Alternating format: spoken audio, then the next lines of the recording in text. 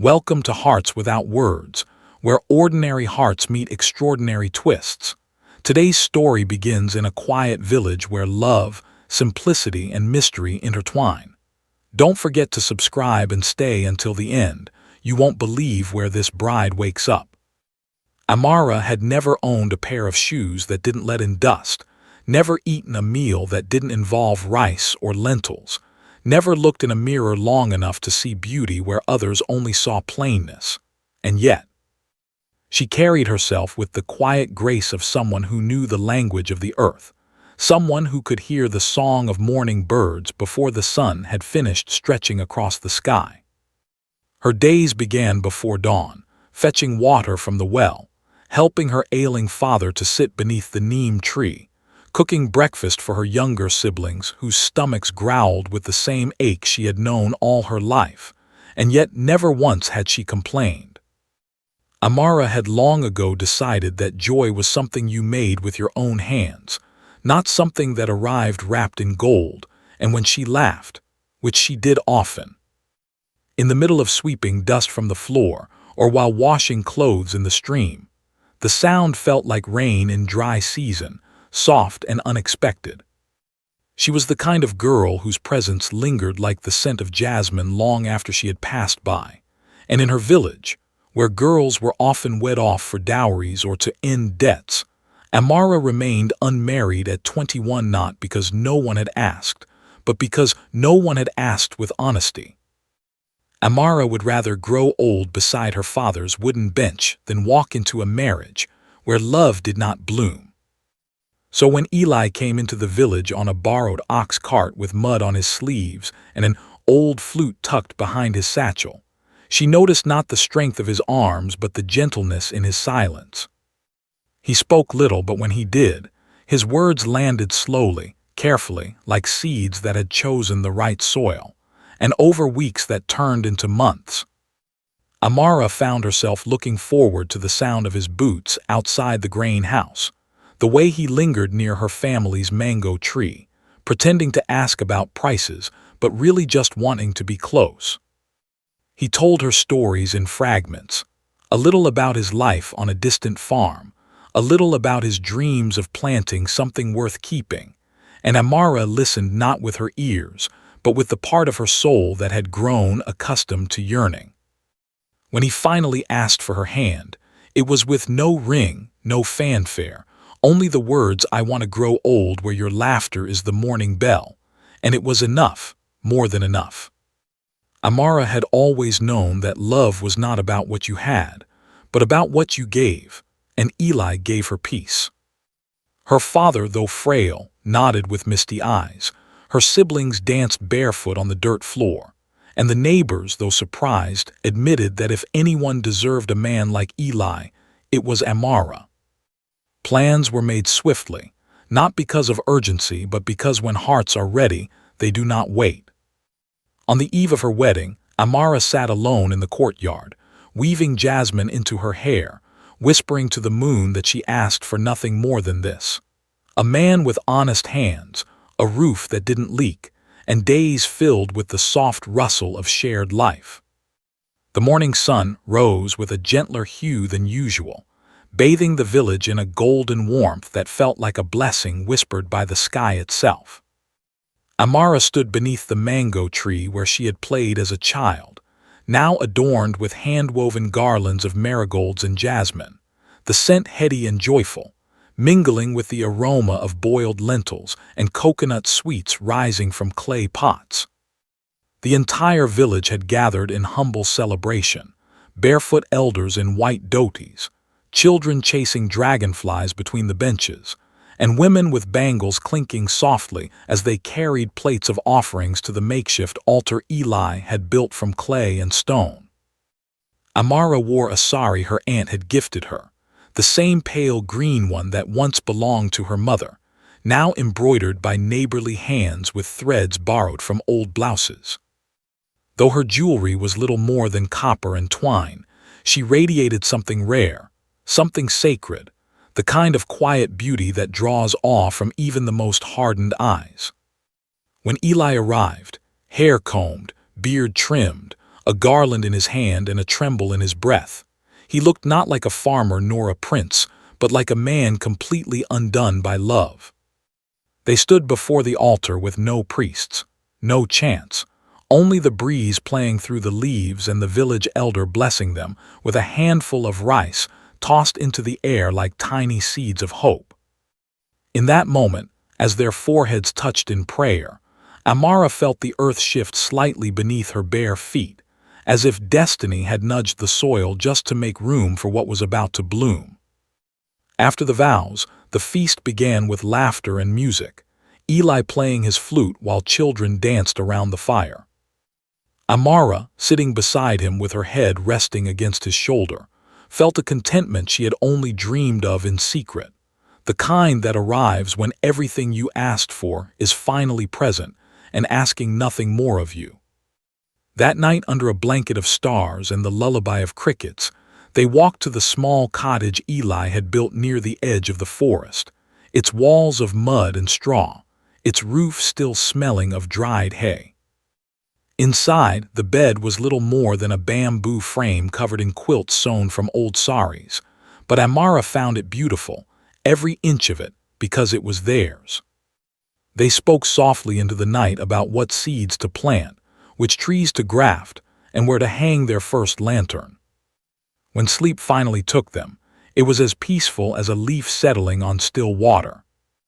But when Amara stirred at first light, expecting to hear the rooster crowing and the rustle of Eli making tea, she was met instead with a silence so deep it felt like an echo waiting to be answered.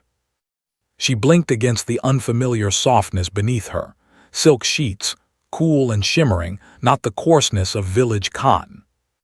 As her eyes adjusted to the pale gold light filtering through tall windows draped in ivory curtains, she realized that the walls surrounding her were not mud, but carved stone, polished and grand, with paintings of golden fields and ancient trees adorning every side.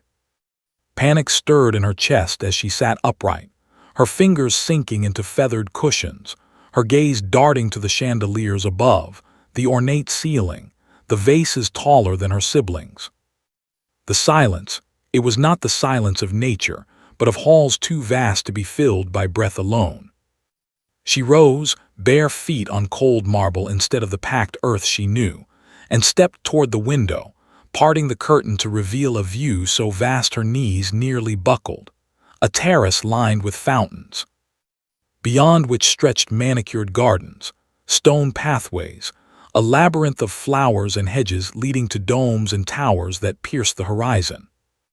Before she could speak, the door creaked open, and in walked a woman dressed in white, her posture as stiff as her voice. "Good morning, mistress. Shall I prepare your bath?" Amara's lips parted, but her voice caught in her throat, and before she could question the woman, Eli appeared behind her, no longer in his simple shirt and loose trousers, but in regal attire, a finely embroidered tunic, tailored pants, a ring on his finger she hadn't seen before, and in his eyes a sorrow so deep it silenced the air between them. "Amara," he said, his voice barely above a whisper, "I need to tell you the truth." She slept in her mother's old sari that night, curled beside her sister's, unaware that by morning, the life she thought she had chosen would unfold into something she could never have imagined. For destiny had been listening all along, and it had woven its own threads into her simple dreams. Amara stood frozen, the silk of her wedding sari now feeling more like a costume than clothing, the marble beneath her feet as cold as the silence that fell between them. For a moment, she could not decide if she was still asleep, or if she had awakened into someone else's life entirely. Eli took a hesitant step forward, his hand reaching out, not to touch her but to catch the distance that now stretched like a chasm between them. In a voice that trembled not from fear but from the weight of long-hidden truth, he said, "I was born into a world I did not choose, Amara, a world of boardrooms, bloodlines, and palaces like this one. But I ran from it because it taught me nothing of honesty or love, only how to wear masks and calculate worth in numbers and titles." Amara stared at him, her hands trembling at her sides, her heart pounding not with anger but with confusion. The man standing before her looked like Eli, sounded like Eli, but he had cloaked himself in centuries of something else, something she had never asked for, something she had never been warned about. He went on, each word unraveling a piece of his carefully guarded life. He was the heir to the Rao family fortune, a sprawling empire of estates, investments, and influence across the country. Raised behind ivory gates, educated in foreign schools, groomed to be the next in line since the age of 6. But something inside him had always resisted, a silent rebellion, a longing for meaning that wealth could not buy and legacy could not dictate. He left it all on the night of his 29th birthday, walking out of a banquet held in his honor and vanishing into a different world. Changing his name, choosing to live as a common farmer with no attachments and no past. And it was in that simple life that he found something pure, something real, someone, her. He paused then, searching her face for understanding, for anger, for anything. But Amara could not move, because her world had spun too fast in too little time, and the man she had vowed to spend her life with had wrapped their love in secrecy, even if he claimed it was born of sincerity. Eli dropped to his knees before her, not in grandeur but in apology, saying, "Because I needed to know if someone could love me not for the name I carry or the fortune behind me, but for the man I am when all that is gone." And you did, Amara. You loved that man with dust on his sleeves and hope in his eyes, and I'd give up everything to keep you from thinking that love was a lie. Tears welled in her eyes, but they did not fall, held back by the storm rising within her, a storm not of betrayal but of displacement, of being taken from everything she had understood and placed in a story that wasn't hers to write. "You should have told me," she said, barely louder than breath. He nodded, ashamed, saying, "I was afraid I'd lose you if I did, and I see now that by hiding it, I might lose you anyway." The woman in white still stood near the door, awkwardly frozen.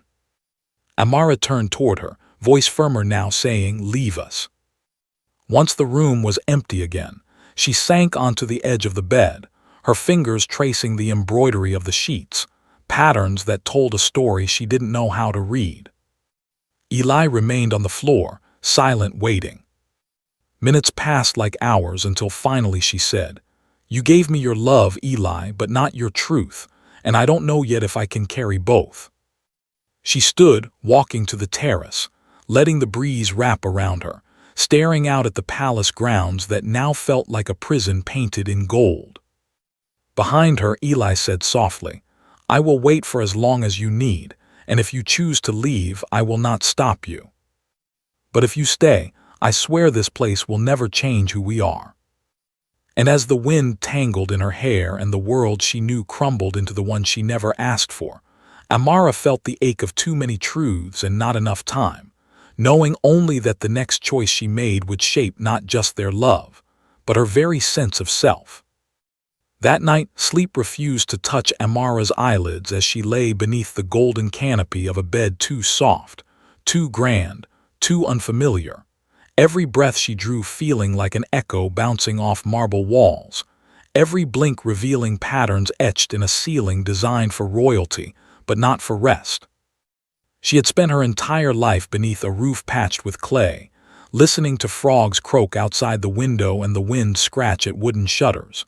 But here, silence was absolute and eerie, broken only by the occasional chime of a distant clock and the creak of servants who moved like ghosts. Eli had not spoken since she walked out onto the terrace hours earlier, choosing to retreat in quiet, honoring her space, leaving her alone with the gravity of revelation. As dawn pushed its soft fingers through the curtains, Amara rose and wandered barefoot through the unfamiliar halls, her sari dragging across marble floors as oil paintings of unfamiliar ancestors stared down at her like curious spirits, judging, waiting. She found herself drawn to the gardens, not the ones manicured into perfect geometry, but a smaller one tucked away behind a wrought iron gate, where wildflowers pushed through cracks and bees hovered lazily above overgrown basil and coriander. There, amidst the rebellion of untamed nature, she finally exhaled, crouching to touch the soil, letting the scent of damp earth anchor her in a moment that felt real. She stayed there until the sun fully rose, its warmth brushing her shoulders, and when Eli appeared at the gate, dressed once again in plain clothes and bare feet. She looked up at him with something in her eyes that was not forgiveness, not yet, but recognition, that perhaps the man before her was still the one she had chosen, buried beneath layers of legacy and fear. He knelt beside her silently, and for a long time they said nothing, until finally she asked, "Did you ever think that by hiding who you were also hiding who I might become?" Eli, startled, said nothing, because it was true. He had protected his heart at the expense of hers, had offered love without the space for her to choose it fully informed. Amara stood and walked toward the stone path, her voice low but steady, saying, "I need to know that if I stay, I am not expected to become something I'm not, someone who wears jewels and speaks in rehearsed lines. I need to know I can still make tea with my own hands and sit on the floor if I want to." Eli nodded, standing beside her, replying, "This place can be anything you want it to be, Amara, because without you it means nothing to me." Though his words were sincere, Amara knew sincerity was not always enough. There had to be space to grieve, to doubt, to adjust, and she needed time to find her balance in a life that had tilted so suddenly. That afternoon, she asked to be alone, and Eli honored it, disappearing into other wings of the estate while Amara explored rooms filled with books and silks, maps and music, a world built by ancestors she would now be expected to stand beside. But it was in a small, forgotten storage room near the kitchen that she found her footing again, an old cupboard filled with clay pots, grinding stones, and iron kettles, the kind her mother had used. Amara sat on the floor, picking up a small ladle and tracing its curve with her fingers, remembering the first time she had cooked lentils alone, the joy on her father's face, the pride in feeding others. That night she returned to their chamber not as a girl in shock, but as a woman forging her footing. When Eli opened his mouth to speak, she shook her head gently and said, "Not yet, not with words," then reached for the bundle of jasmine still braided in her wedding hair and placed it on the windowsill. A small gesture, but a clear one. She hadn't chosen to leave, not yet, and sometimes staying was its own kind of bravery. In the days that followed, Amara moved through the palace like a quiet current, steady and watchful, neither swept up by its grandeur nor drowning beneath its expectations. She chose instead to observe its rhythm, its unwritten rules, the people who bowed too quickly and smiled too little, the way silence was used more as a weapon than a peace offering. She learned which corridors led to the kitchens, which balconies caught the sunset, and which doors remained closed no matter how gently she knocked. In the stillness of early mornings, she returned to the small garden hidden behind the gate, letting her hands grow dirty again as she trimmed the overgrown basil and tucked seeds into fresh soil, slowly turning that corner of the palace into something that reminded her of home. The staff watched her with curiosity at first, unsure what to make of a mistress who preferred kneeling in the dirt to lounging on silk divans. Soon, a few began to greet her not with protocol but with genuine smiles, and when one of the older cooks caught her making tea on a clay stove in the forgotten storage room, she said nothing, only handed Amara a box of loose herbs and nodded in approval. Eli, true to his word, gave her space, never pressuring, never pretending things were as they had been, but always there at the edges, ready to speak if she wished, and always waiting with a look in his eyes that spoke of both remorse and hope. Slowly, almost without realizing it, Amara began to let him back in, first with glances across the dining table, then with questions about the palace gardens, and finally with laughter, soft and rare, but real, when he offered to help her plant a mango sapling in the wild garden. It was during one of those mornings, fingers stained with turmeric and soil, that she looked at him and said, "I'm not afraid of who you were, Eli, but I need to be part of who you are now." He, startled by the grace in her voice, could only nod, unable to speak past the lump rising in his throat. But not everyone in the palace welcomed this fragile peace. In shadowed corners and hushed meetings, whispers grew louder, fueled by jealousy, by the old guards of legacy who believed Amara to be unfit. A village girl with no pedigree, no lineage, no right to stand beside the heir of Rao. It wasn't long before a formal invitation arrived for a royal gathering in the capital, a test disguised as a celebration, a banquet where Eli was expected to rejoin the fold, and Amara, now his wife, was to be introduced as part of his new life. The moment she held the invitation in her hands, Amara felt the shift, the way something cold crept into the warmth they'd built. Though Eli tried to mask his concern, she saw it in his furrowed brow, in the way his fingers lingered on the letter. "You don't have to go," he said gently. But Amara shook her head, replying, "Yes, I do, not to prove myself to them, but to remind myself who I am among them." And so she prepared, not with silks and diamonds, but with poise, with silence, with the quiet strength of a woman who had known hunger and joy in equal measure.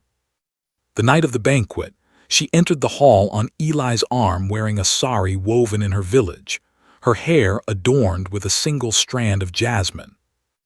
Though the room shimmered with opulence, with chandeliers and foreign perfumes and gold-threaded flattery, all eyes turned toward her, some with admiration, many with disdain, but none without notice. When a cousin of Eli's, sharp-tongued and powdered to perfection, whispered loud enough for many to hear, "How quaint, that he married his own charity," Amara met her gaze with calm fire and said, "Kindness isn't charity when it's returned tenfold," then turned away, leaving the words to settle like dust on polished shoes. Eli, watching her, felt something stir in his chest, something deeper than pride, more enduring than infatuation, the awe of witnessing someone choose dignity over vengeance, humility over spectacle. In that moment he knew, Amara was not adjusting to the palace, she was redefining it. It happened 3 days after the banquet, when the sun shone as it always did, and the staff moved through the palace with the rehearsed calm of routine. The birds sang in the wild garden Amara had reclaimed, and the jasmine vines she planted clung tightly to the wrought iron like promises made in silence. It happened when Amara thought perhaps peace had finally taken root, when her heart had begun to soften again toward Eli, when her hands had started preparing meals with him by her side, sleeves rolled up, laughter rising like steam from shared kettles. It happened then, when she felt she could breathe again without checking first for caution in the corners of her mind. A letter arrived that morning, carried not by servant or courier, but by an attorney in a suit too pressed, a voice too smooth, asking for an audience with Amara alone. Inside the envelope were documents, not addressed to Eli, but to her, a notice of petition from a segment of the Rao family.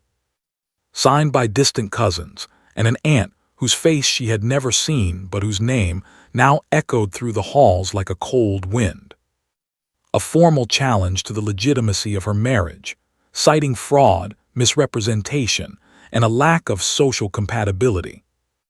Their words sharpened by legal precedent, wrapped in phrases like unfit for estate responsibility and threat to public image.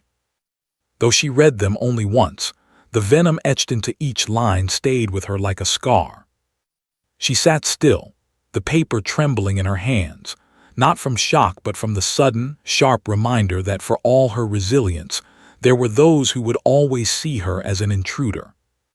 When Eli burst into the room moments later, breathless, already aware of the attack, he reached for her, but Amara stood before he could touch her, spine straight, voice measured.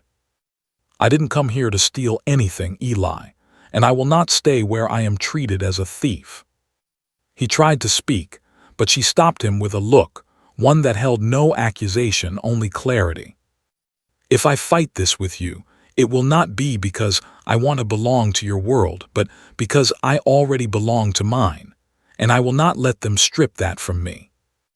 That evening, the palace held its breath as Amara walked into the great hall where the legal team waited, not in pearls or silks, but in a plain sari the color of storm clouds, hair tied back, eyes steady.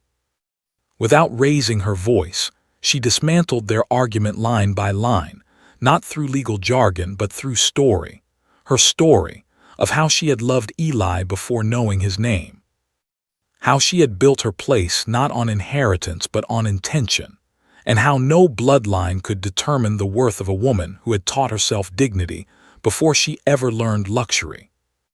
When she finished, the room was silent, not out of reverence, but stunned recognition that she would not be erased by their decorum or undone by their disdain. She turned and walked away before they could respond. Later that night, as thunder rolled gently outside and the wind finally smelled of rain, Eli found her in the garden again, planting new seeds beside the ones already sprouting. Without a word, he knelt beside her, hands in the soil, and together they dug, not because the storm had passed, but because they were ready to grow anyway. In the days that followed Amara's defiant stand, the palace entered a strange stillness, like a house holding its breath after a storm that hadn't quite passed. The legal challenge was withdrawn, not with apology, but with silence, a quiet retreat cloaked in paperwork and protocol. Eli offered to take her far away from it all, to vanish once more into the kind of life they'd begun to build before marble walls and family crests. But Amara said no, not out of pride, but because she had realized something deeper. Fleeing wasn't always freedom. She wanted to remain, not for them but for herself, to reclaim the air they tried to make unbreathable. Still, the unease lingered. Staff who had once smiled now nodded too quickly. Guests arrived with eyes that lingered too long, and invitations bore the names of people who spoke in compliments that stung like veiled slaps. Then one morning, Eli was summoned to a shareholders' council meeting, an obligation he had delayed for months. He kissed her forehead and promised to be home by dusk. But dusk came and went, and Amara stood alone on the garden terrace, lantern lit, tea cooling in her hands. It wasn't until near midnight that he returned, his shoulders stiff, eyes dark, jaw clenched in ways she had never seen before. He sat beside her, silent, until finally he spoke. "They ambushed me." The council had issued a formal motion to question his mental and managerial fitness, citing his marriage as a liability, his absences as negligence, and his emotional investment in a rural woman as a destabilizing factor in the family's public image. They offered him a path to restoration, a temporary separation, public distancing, and control of the estate handed over to a board. Amara didn't cry. She looked at him and asked, "What did you say?" Eli turned to her, eyes blazing, voice low and even. "I said I'd rather burn down every legacy they ever built than trade you for their comfort." He took her hand in his, and in that quiet clasp was the weight of 1,000 untold battles, but defiance had a cost. That week headlines twisted their story. Heir falls under village girl's spell. Family fortune at risk amid reckless marriage. Palace faces crisis. Photographers hovered at the gates. Tabloids speculated about secret motives and hidden pasts. Amara tried to shield the staff, to maintain routine, to water her garden and grind spices and boil tea like the world wasn't watching. But she knew something was breaking. And one evening, as she passed by the great hall, she overheard a voice, an advisor of Eli's, loyal for years, whispering, "She doesn't understand what she's costing him." She didn't stop. She walked on, climbed the stairs, and looked out over the palace walls. The sky above was velvet black, studded with stars. But beneath her ribs the ache had begun. A soft, spreading bloom of doubt, not about her worth, but about what love was meant to endure. And how much was too much to ask of someone who never wanted a crown to begin with. It was in the quietest place that Eli found her again, not beneath chandeliers or among palace columns, but by a slow-moving river in a thatched-roof cottage Amara had built with her own hands. Days away from the city, nestled where the hills softened into fields and the sky lowered itself close enough to touch.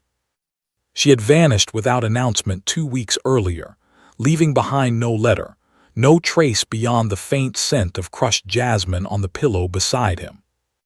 Though he had searched in every place their names had once been whispered, it was only when he stopped listening for others and began listening for her heartbeat in the earth that he knew where to go. When he arrived, the cottage door was open, the smell of boiled herbs and rain-soaked wood drifting into the air. There she was, barefoot, hair loose down her back, stirring a pot of dal while humming to herself, the kind of tune that children learn from grandmothers and never quite forget.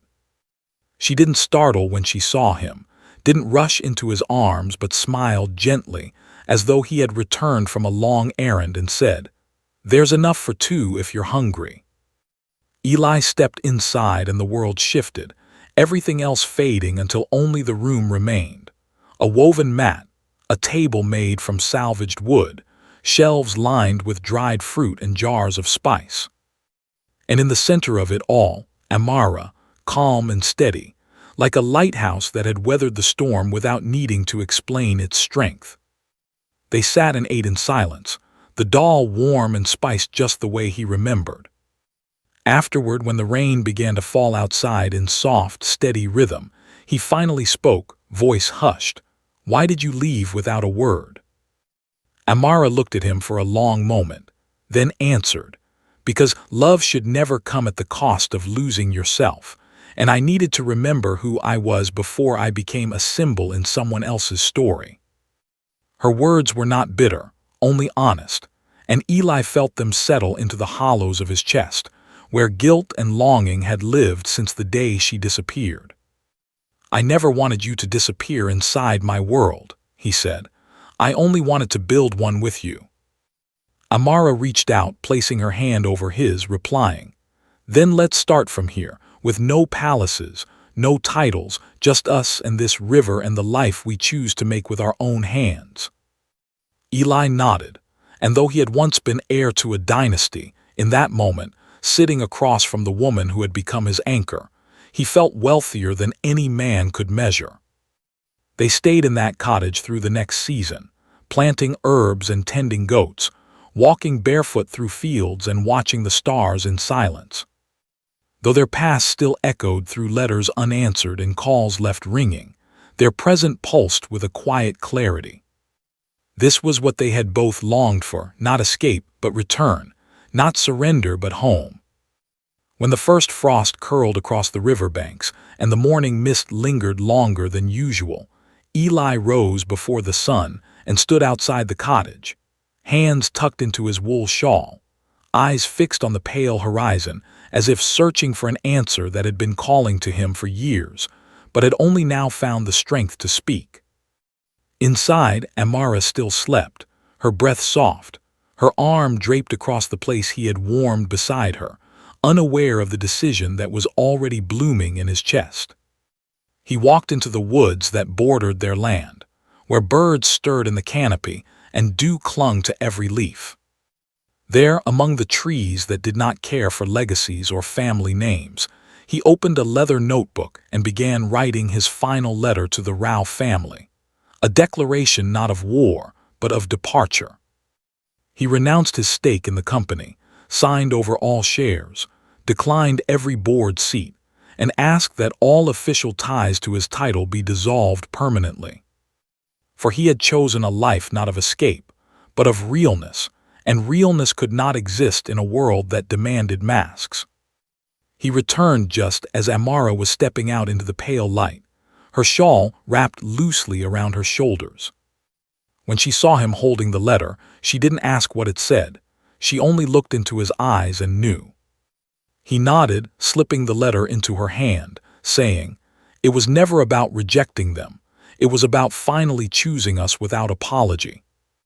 Together they rode into the nearest town, where Eli mailed the letter himself and then walked out of the post office not as the heir of an empire, but as a man who had returned all that was borrowed, all that was expected, and reclaimed his life in full. News traveled quickly, as it always did, and by dusk, messages began arriving at the cottage. Some were filled with fury, others with heartbreak, and a few with quiet respect, but none could reach the peace that now bloomed within him. That night, as they sat beside the fire, eating roasted root vegetables and listening to the owls call through the trees, Amara leaned her head on his shoulder and whispered, "You didn't just leave a world behind, Eli. You built a new one with me."